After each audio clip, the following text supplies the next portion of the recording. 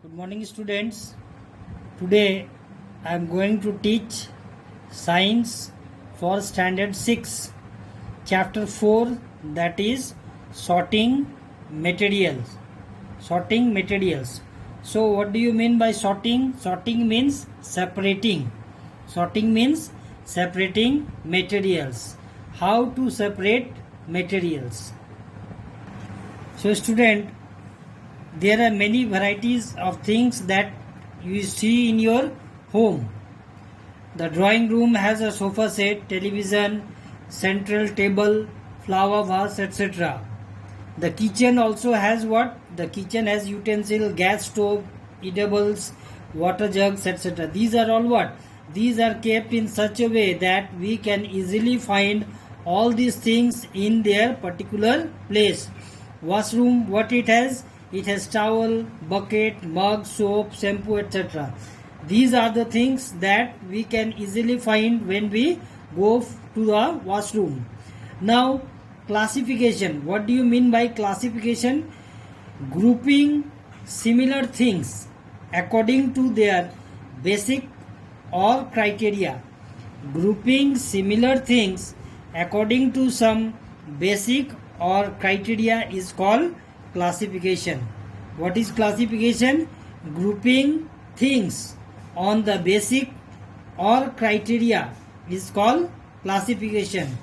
This classification is very important in our life, because if classification is not there in our life, then we cannot run our life smoothly, like going to bed at night, waking up early in the morning, going having breakfast, studying, doing online classes, after that having lunch, sleeping, going for a tuition in the evening, playing. These are all what? We have classified all our daily routine according to our needs.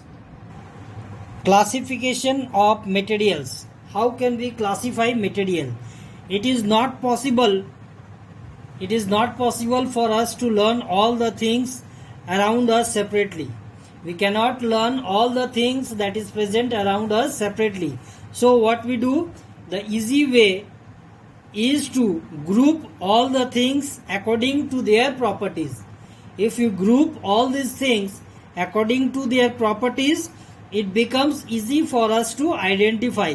So the appearance and behavior of materials are called their properties. What are properties? The appearance and behavior of materials are called their properties. Now, according to their properties, the materials are divided into three parts. What are these? First, the material have different shape and colors. First, second, they are made up of different material, and third one, they have different uses. The things in your house as well as the items in the supermarkets are placed in different groups according to their properties. Medical shops, they have arranged the medicine according to the alphabetical, starting from A to Z. So whatever the medicine name starts, they can easily take out that medicine from that name by looking at the alphabet. Next, advantages of classification. What are the advantages of classification? Classification makes the study of large number of different types of objects easy, simple, systematic and convenient. It helps us, and classification helps us to learn different things or object easily, simply and systematic and conveniently. Second thing, it gives a general idea about all the items of that group. What it does? It gives all the general ideas about the item in that group. And last one, third one, classification makes easy to judge things different between the two. What it does? Classification help us to judge different things between two groups. Next, material. What are materials? Substance which is used to make different object. Substance that is used to make different objects is called materials. What are materials? Materials are subjects that are used to make different objects. They are called material. The choice of material to make an object depends on. Now if you want to make an object, or if you want to make a material, it depends on the object, what type of things you want. First, its property, and second, the purpose for which the object is being used. First property is what? Its property, and second is the purpose for what we are wanting to make the object. For example, utensils that is used for cooking, we cannot make it of paper, because if you make it of paper or plastic, if you put it on the fire, plastic will melt and paper will burn. So they have to be made of some such copper like metals like copper or aluminium, so that we can cook the food properly.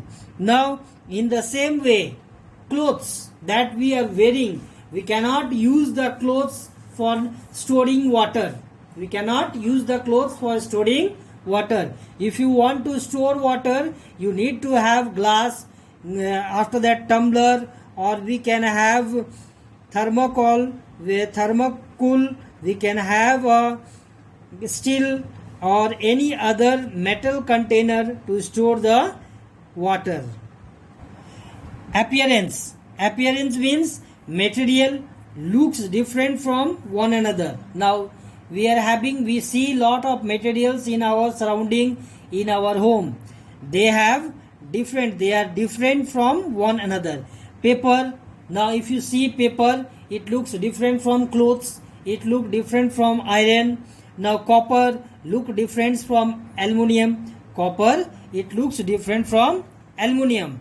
However, iron, copper, aluminium, they share some similarities too. They have many similarities between them. Thus, materials can be classified on the basis of their appearance. Thus, we can classify materials according to their appearance. Next is luster. What is luster? Means shining appearance. Luster means shining appearance. Materials that shine are called lustrous material, and while those material that does not shine are called non-lustrous material. So example of lustrous, what is there? Silver, gold, bronze, stainless steel, brass, they are all lustrous. And non-lustrous, chair, after object made of plastic, paper, wood, and all these are non-lustrous. Next is texture. What is texture? The feeling appearance or consistency of a surface is called a texture. The feel appearance or consistency of a surface is called its texture. By looking at a thing, by touching it, we can understand the texture of that thing. Different material feel different to touch. Now if you touch a different material, we can feel the different material, it is of different touch. Like jelly, cardboard, and feel them with your eyes closed. Now if you take jelly and cardboard, and if you touch it by closing your eyes, jelly, what we will see? We will see jelly feels very smooth, while cardboard has a rough surface. Jelly, if you touch jelly with our closed eyes, we will see jelly will be very smooth, whereas cardboard will have a rough surface on it. The things which can be compressed easily are called soft. Now what are soft things? Things that can be compressed, like cotton.